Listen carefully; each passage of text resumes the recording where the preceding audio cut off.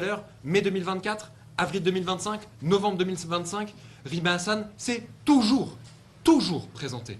Il n'y a strictement aucun risque de fuite. Ensuite, vous avez la question d'empêcher que la personne ne modifie par exemple les indices matériels.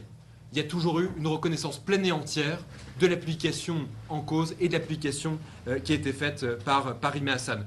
Vous avez le fait ensuite de garantir la mise en œuvre de mesures destinées à faire cesser le crime ou le délit.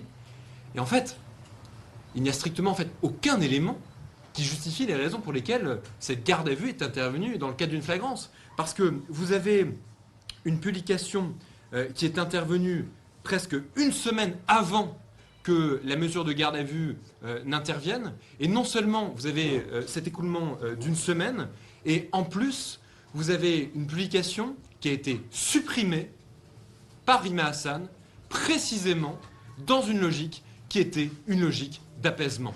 Et le parquet savait que cette publication avait été supprimée avant le début de cette audition en garde à vue, et par conséquent savait parfaitement que cette mesure de flagrance ne visait absolument pas à mettre un terme à une supposée infraction, puisque vous aviez eu une suppression de cette publication.